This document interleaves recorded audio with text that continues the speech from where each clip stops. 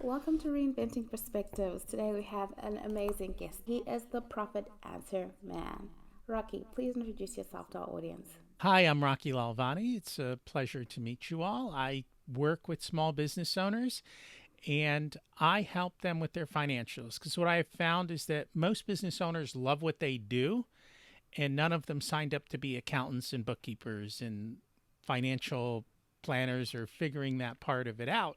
And so a lot of business owners struggle with the business of business, which was really kind of eye opening to me that was the case. I just assumed all business owners were great at the business of business.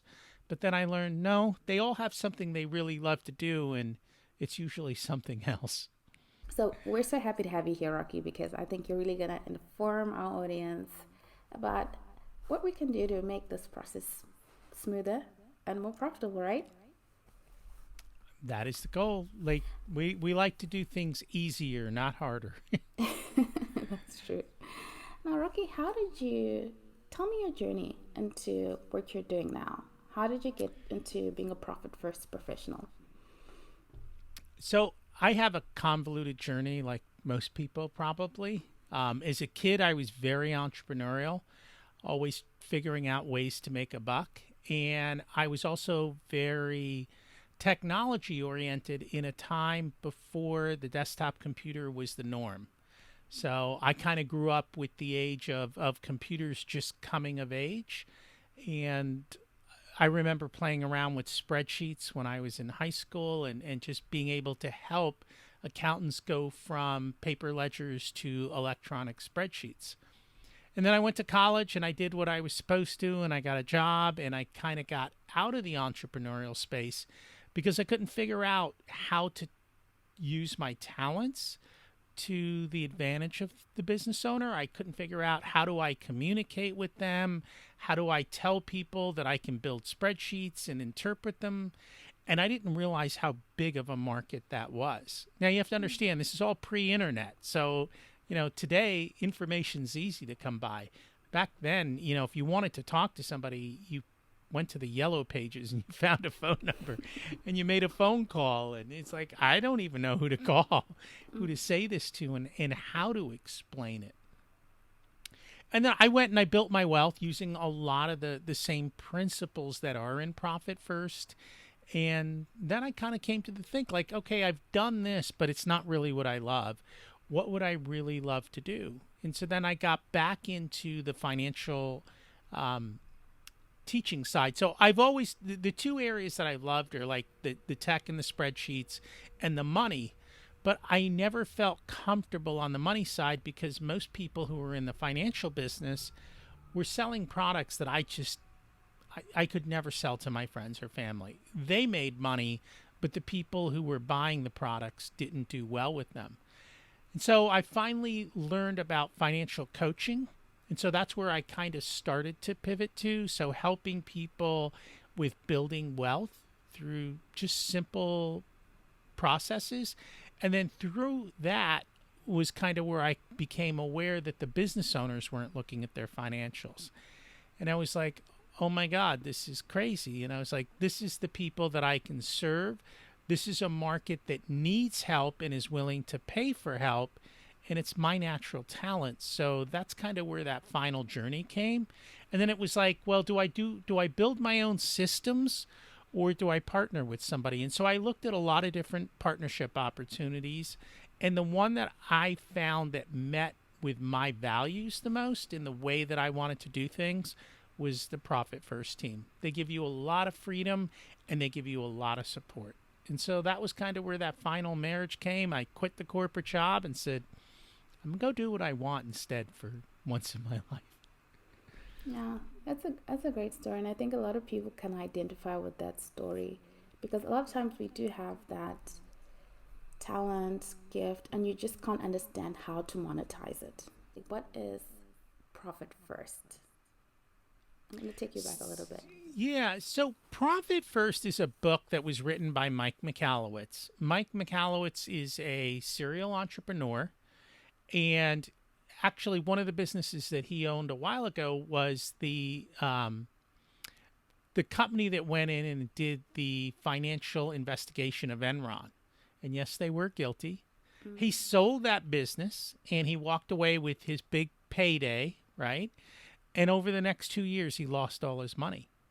And he's like, well, wait, I thought I was a smart business guy. How did this happen? How do I go from 7-figure payout to they're repossessing my cars? And he started to really think about what are the processes of running a business. And he's got a ton of different books in the business space. The one that really kind of took off dramatically was Profit First. And what Mike realized, he had an aha moment. He goes, the accountant's giving me the wrong equation. So the accountant says that according to industry standards, the equation for profit is sales minus expenses equals profit. Well, in that case, profit is last. It's a leftover. And he's like, all of us go into business to make a profit.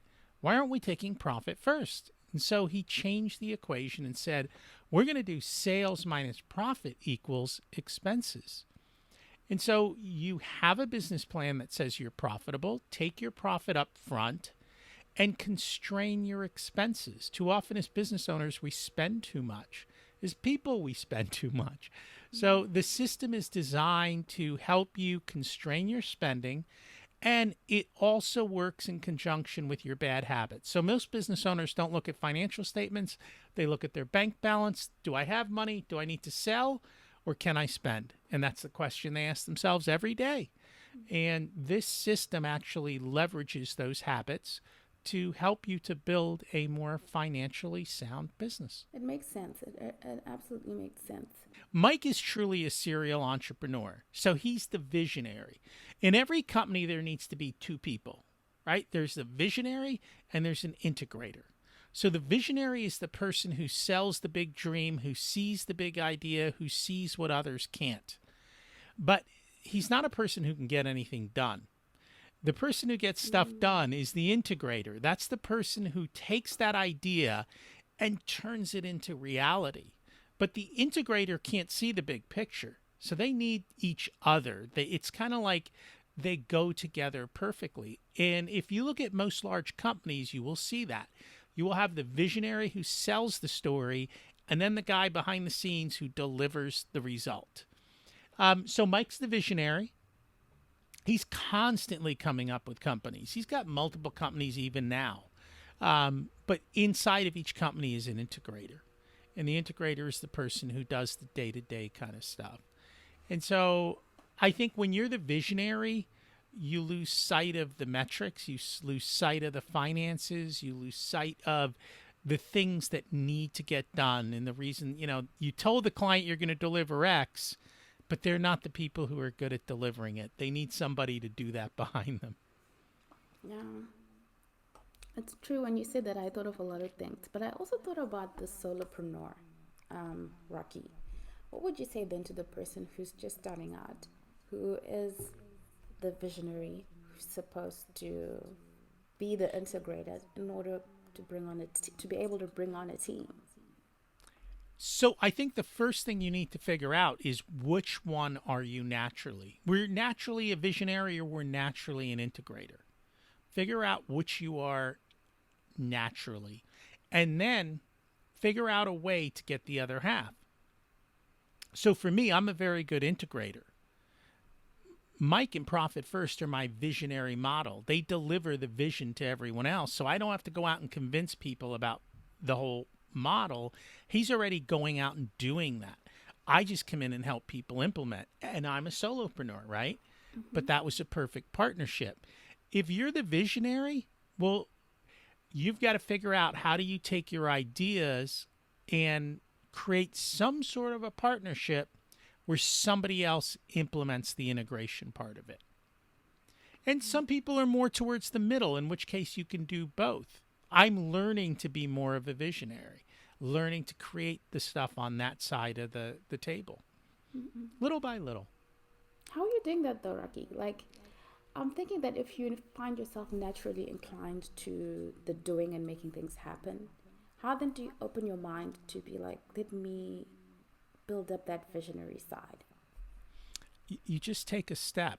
and you try and you fail and you mess up Mm. and you get a little bit better. And there's, as you said, today there's tons of information out there. And so I think the first step is understanding who are you as a person, right? So I know I'm the integrator. So now I can either find a visionary or I can start to think about things a little bit outside my comfort zone. And then maybe taking a couple ideas and saying, well, hey, I could fix this problem that's out there. So as an integrator, I'm really good at fixing problems. So now it's just seeing the problem and it being a little bit more open on with the visionary saying, hey, we've got a solution to the problem. But it's all baby steps. You show up, you try, or you surround yourself with people who you go tell your integrator story to, and they help you create your visionary message. So that's the other thing you can do. There are visionaries out there who can see what you're doing and help you tell your story. So that's part of your team, then, maybe. Now, in working with entrepreneurs, Rocky, what have you found to be like the common pitfalls when it comes to handling finances as you like try to implement this profit first method? So I think the biggest pitfall is that most business people don't have a good financial system in place to begin with. So at the core is good bookkeeping. And I can go and look at 400 companies and I will have 400 bookkeeping systems and 400 ways of doing things. And unfortunately, there isn't as great a standard as there probably should be. So the first thing for a business owner is you've got to separate your personal and your business. They two shall not mix. And you've got to create systems and processes to do that. So even if you're a solopreneur and you're not an incorporated business, having one credit card that's just for business, even if it's your a personal credit card, having a bank account that's just for your business so that everything that's coming and going in your business you can see. Now, if you're not doing a ton of transactions every month, start with a spreadsheet. There's nothing wrong with that. If you're doing more transactions, well, then you'll need to use some software, and there's different software out there, or you can find somebody to do it for you. Again, it's always trust but verify. So make sure you have a good system of tracking your expenses. And what you want to track to are two things. So number one, it's tracking to your tax return. There's a bunch of different categories within the tax return. So keeping track of expenses as they relate to taxes. And then the other thing is keeping track of expenses from the state of are you profitable or are you not profitable? So from the business side, are you making money? And that comes back to how are you pricing your products? Are you making sure all the inputs that go into the pricing are included? Which I'll be honest with you, you can go to Fortune 500 companies and they have no idea whether or not a particular product is profitable. They don't have the data to do it. So for the small guy, it's even harder.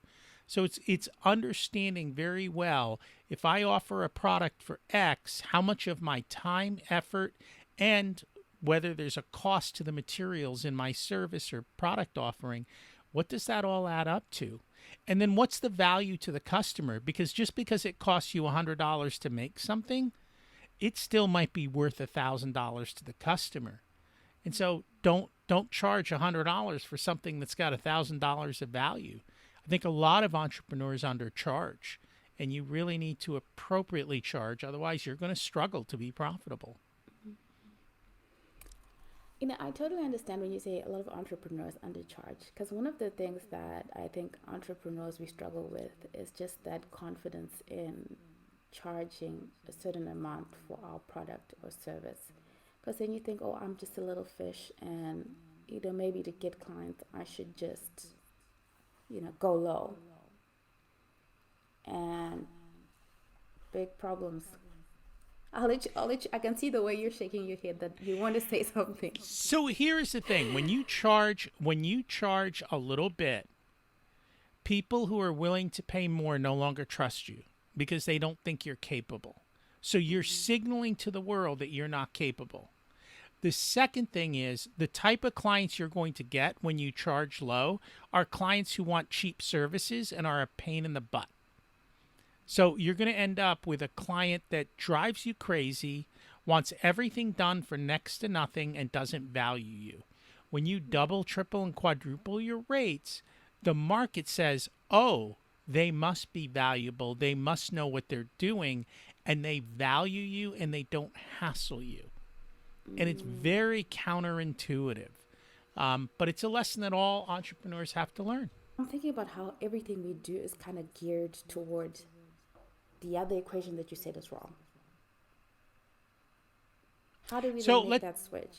Yeah, so let's take a step back. There are certain universal principles in the world that always apply.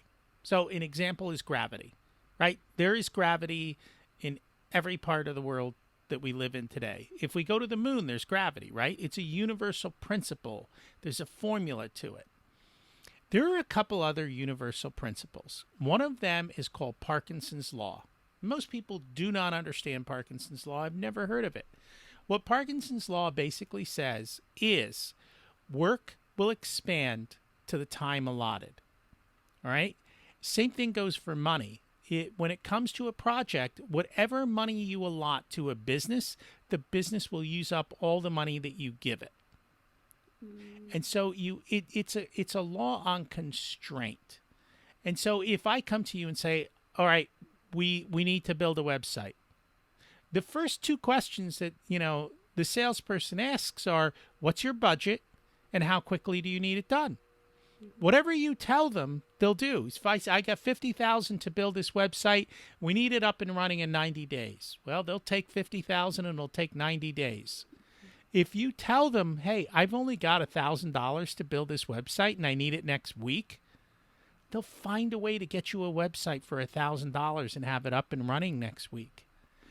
Now, people say, how is this possible? How do I constrain my expenses? There's another universal law that we all know. It's called the Pareto principle, the 80-20 rule, right? 20% of what you do produces 80% of the results.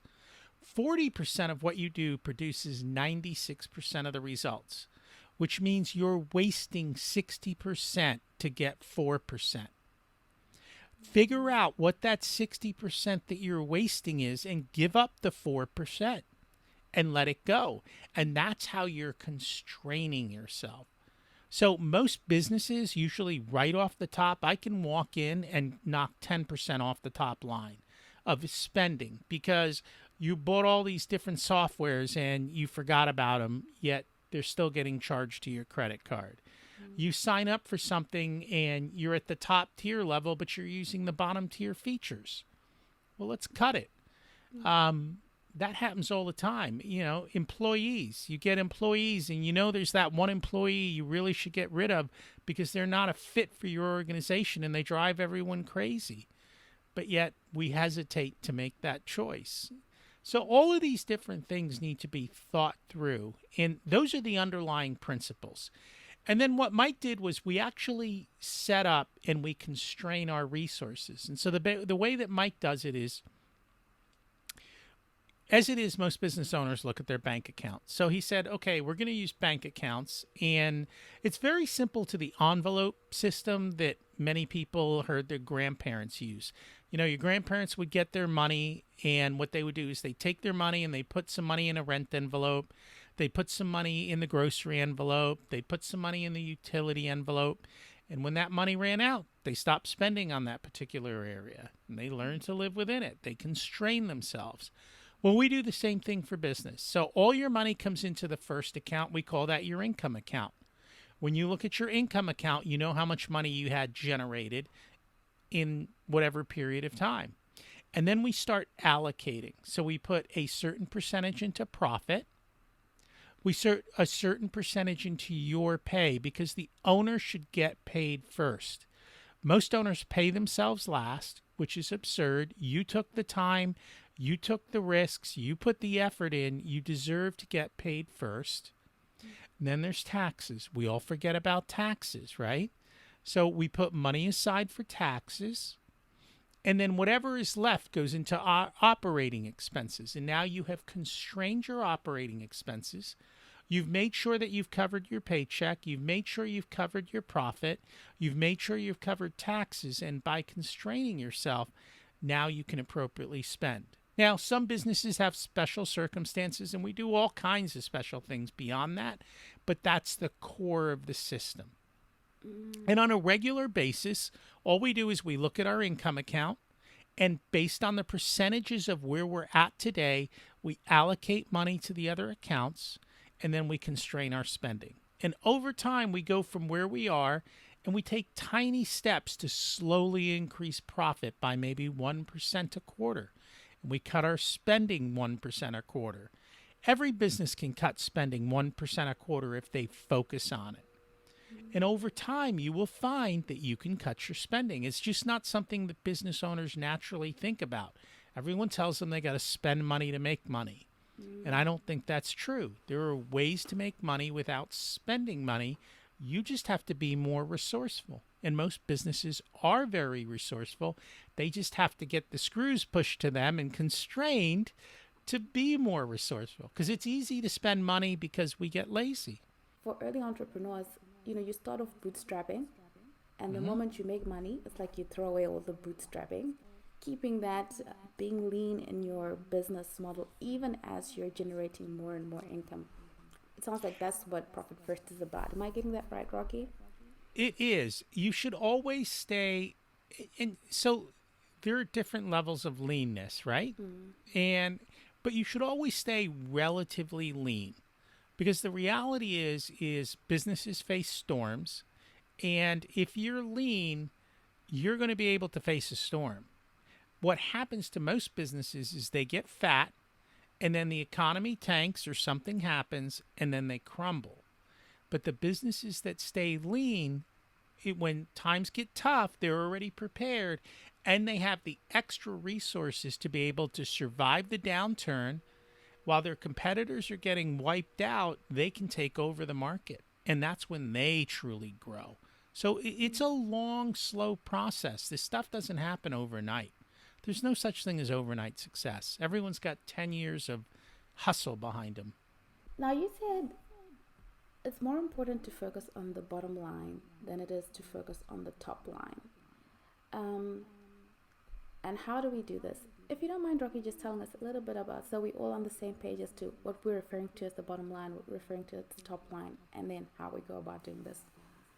So we talk about top line is vanity, bottom line is sanity, and cash is king. Right? Like so that. Your top line is the revenue that you bring in. And I will tell you, there's a guy out there who loves to talk about how he's got 7-figure funnels. Right? Oh, we had a 7-figure launch. When you start sitting down and having a beer and a conversation with those people, you will find out that their 7-figure launch cost them 7 figures. And so the bottom line is 0. Here they've been running like crazy. They made all these other people wealthy, all the other people who had to help you with your launch or whatever your product, and they all got paid. And at the end of the day, you had nothing to show for yourself. The bottom line is how much money can you remove from your business, whether it's your pay or your profit? How much of your business is benefiting you? And for most business owners, profit is an afterthought. It's an event. Profit is a habit. It is not an event. And you've got to take the habit of paying yourself profit all along. So that's what the bottom line is. It's how much money can you remove from your business after you've paid all your expenses. And hopefully it's not negative, meaning you've got to put money into your business or borrow. And too many business owners do that. This is one of those habits I think everybody should just sit down and really begin to focus on. You suggest that people should build wealth outside of their business. Now, for the early entrepreneur, what would that look like? What are you suggesting exactly? Maybe tell us a little bit more.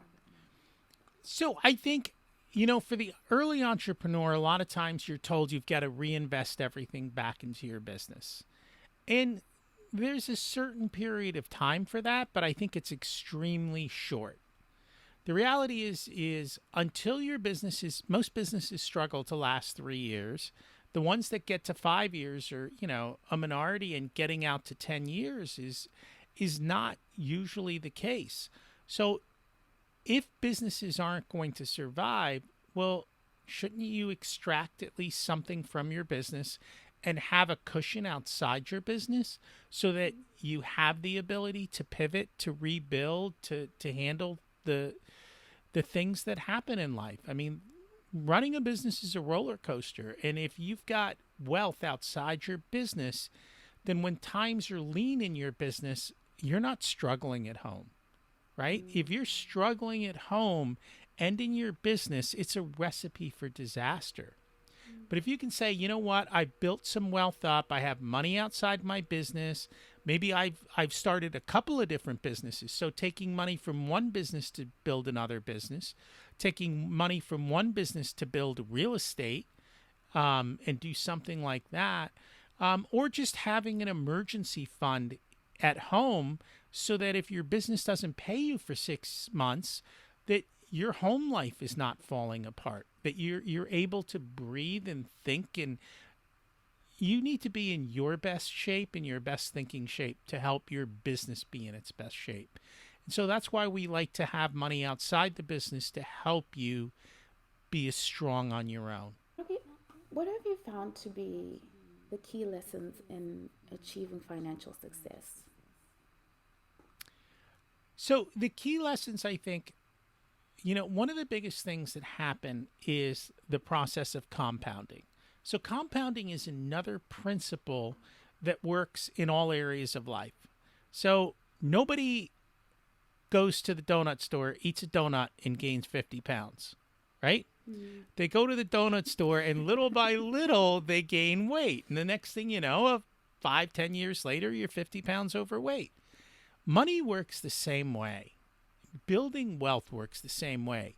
You take little steps and you keep compounding them. Same thing happens with your skills. You show up at the beginning, you don't have confidence, but you learn a little bit, and then you learn a little bit more, and learn a little bit more. And over time, your skills compound, your money compounds, your debt compounds, right? So this goes both ways.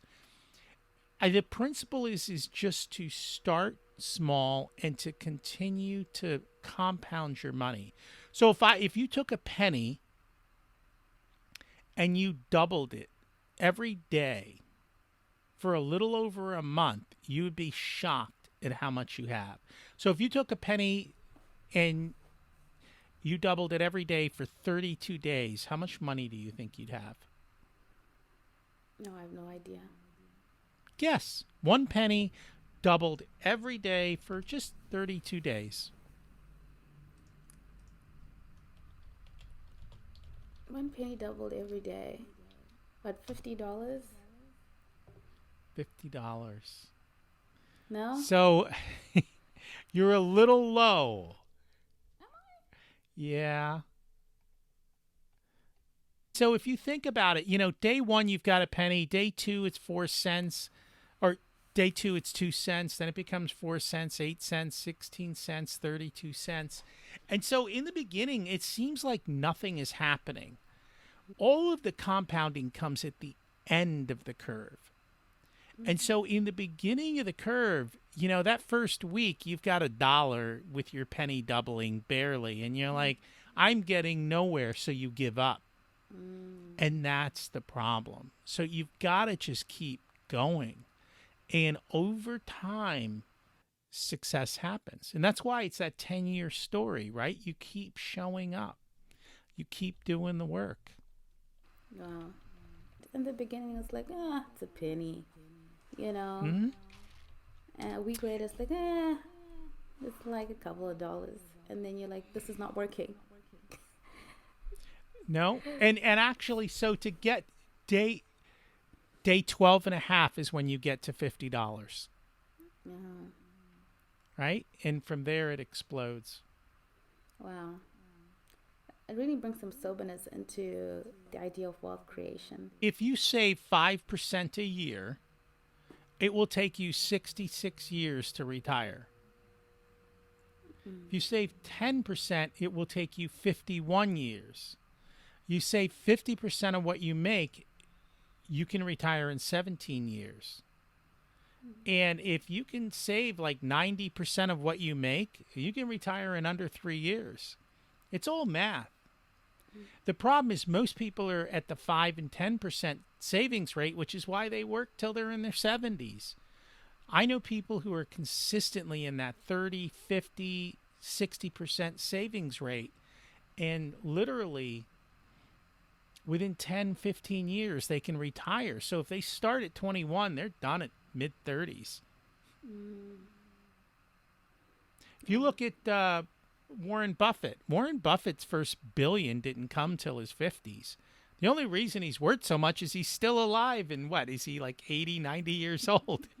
He had 40 years for that money to double. Most of us, more money we make, the larger we live. And so I tell people, if this all seems complicated, just do one thing. Create one account, name it profit, and just take 1% of all your revenue and put it in your profit account. And see what happens at the end of 3 months. And at the end of 3 months, take the 1% and make it 2%. Just take 2%. You won't miss $2 out of 100. You'll use it for your Starbucks, right? If you start doing those little things and you just crank it up little by little over time, you will get into that rhythm where you truly can build wealth. And you talk about traditional ways of building wealth. And I want to get your take on building wealth through things like cryptocurrency and all the other things that are happening right now. So right now, the world is a little crazy. Cryptocurrency, these NFTs, Nifties that they're talking about, all of this stuff is speculation. It's not wealth building. So cryptocurrencies, unlike a business, so if I went out and I bought stock in a company, right, that company is creating revenue and showing a profit and increasing its value. Cryptocurrency doesn't increase its value. Cryptocurrency speculation is the next sucker after you willing to pay you more than you paid. And as long as you can find the next sucker, great. But at some point, that stops. And when it does, the markets collapse. Bitcoin's like this. Now people are paying ungodly amounts of money for, I don't know, these crazy digital pictures. Like a digital picture has no value. A Monet has value, but a digital picture that I can copy 1,000 times has no value. And yet people are putting value to that. That to me is absurd. Yeah, if you can make money at it, great, but I don't know. I feel like cryptocurrency is not going anywhere. It felt for a long time that it was going to just, it was one of those things where it's like, it's going to disappear. But now it feels like with all the companies jumping on board and people putting billions into it, it's like, okay, well, this doesn't look like it's going anywhere now. So do you get in? Do you get out? Do you, you don't want to miss the boat? That kind of thing. So let's look at the internet, right? Okay. The internet is essentially, I don't know, not even 30 years old. Who was the first people on the internet? AOL? Where's AOL today? The first broadband was At Home. Where's At Home today? Right? They're gone. Anyone using, what was it, Mozilla? I don't even remember some of those early browsers. Maybe some of you are still hanging out on MySpace talking to your friends. Right? I don't know. Is the concept of cryptocurrency going to happen? Yes. Is it going to happen with these early systems? Probably not. I think what's going to happen is, and it's already happening, China's creating their own cryptocurrency. The United States will have its own crypto-like currency. So those things are going to happen. Maybe there will be a world cryptocurrency where the United States and Europe and a bunch of countries come together and say, we're creating this cryptocurrency. And with a stroke of the pen, and let's not forget that FDR did this back in the 30s. In a stroke of the pen, he said, you can't own gold. That was back when our currency was based on gold. Today, Joe Biden come out, stroke of a pen, and say, Bitcoin and all these cryptocurrencies are no longer legal. You will buy the Federal Reserve's US dollar cryptocurrency. That's it. We're done. So can that happen? Absolutely. Will it? I have no idea. Can you make money? Yes. Can you lose money? Yes. I rather put my time and efforts into systems where I have a greater chance of payoff that's guaranteed than trying to swing for the fences and win, because more often than not, most people don't win. What would you suggest is a way to get started in the traditional way of building wealth? Start with that dollar, right? You saw what happened with the penny. If you just start automating your savings, so it comes back. Let's talk about Parkinson's law again, right? We all know about lifestyle inflation. No matter how much you make, it seems that your lifestyle is just a little bit ahead of it, isn't it?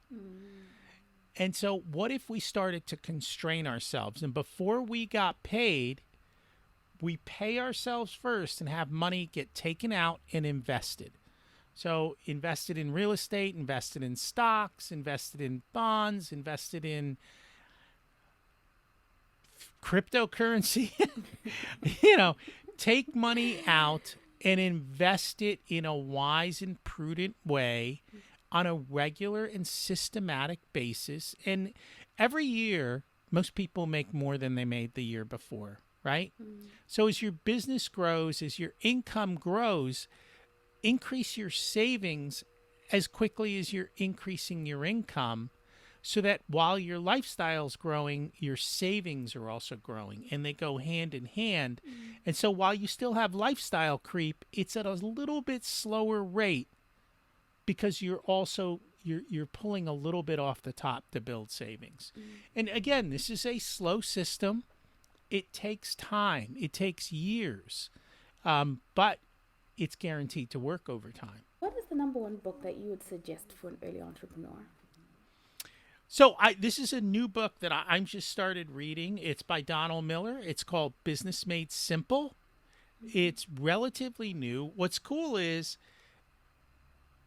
he breaks it down to 60 days. Each day is just a couple of pages, and he's taking some very big concepts and making them simple for the business owner to understand. And one of those concepts is, he describes your business like a plane. And he says the main part of the plane is your overhead. And here's the thing. On your left wing and your right wing are two motors, right? One of them is marketing and one of them is sales. Well, if your overhead, the main part of the plane, is too big for those wings to take off, you're going to suffer. So you've got to make sure that you don't have a lot of overhead. You got to make sure your marketing and sales are in conjunction. And the fuel for that airplane is cash flow. So you got to make sure you have cash flow. So he takes these big concepts, breaks them down to very simple understanding topics.